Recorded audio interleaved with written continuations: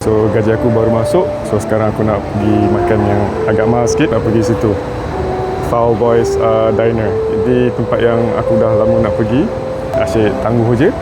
So aku nak pergi hari ni lah. Aku tahu Foul Boys Diner ni tak ada mahal gila, tapi dia definitely lagi mahal berbanding tempat yang aku selalu pergi. So since aku nak ada duit sekarang ni, so aku nak try sekarang lah. Inilah rupa restoran Foul Boys. So dia macam ada ala-ala American Diner. So sebab tu aku nak try makan di sini. Ya, okay, jadi ini menu dia. So aku nampak ni ada signature dish apa ni, chicken and waffle. So aku rasa aku nak order yang ni RM35.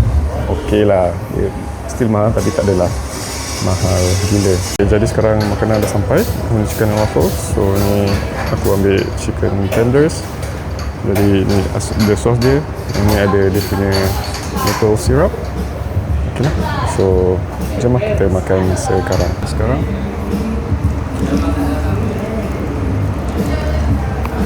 Ini sos ni, so kita cicah sikit. Sedap gila. Dia punya sos dia pedas dengan manis, dan ayam dia pun sedap juga.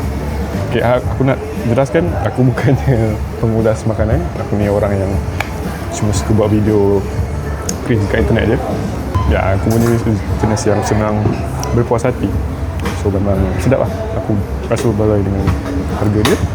Okay, jadi aku dah habis makan 5 chicken tender tadi. Sos cicahan pun dah habis. So sekarang aku nak makan waffle dia pula.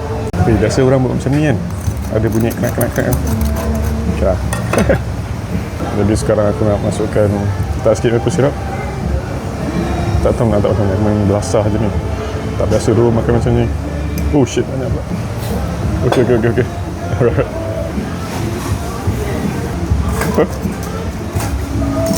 So, nak rasa macam terlebih tak maple syrup lah sebab macam manis sangat. Okay guys, jadi aku dah habis makan waffle dengan chicken tenders tadi. Maple syrup ni pun aku tak guna banyak, aku guna sikit je sebab aku rasa tak sikit je pun dah manis. Tapi tu akulah, pada orang macam mana. Okay, jadi jom kita keluar sekarang. Okay, terima kasih. So jom kita tengok berapa ringgit aku bayar untuk makanan tadi. Dia makan chicken waffle RM35, air RM2. So total sekali dengan tax bla bla bla 42.9. Okey lah, tak ada mahal sangat, tapi of course tak ada murah juga pada masa yang sama. Tapi adakah aku akan datang lagi? Yes, aku rasa aku akan datang lagi, try menu lain dalam kedai tu. Mungkin aku nak try duduk dekat tempat yang depan kaunter tu, rasa macam ala-ala Amerika sikit kan. Terima kasih kerana menonton. Bye bye.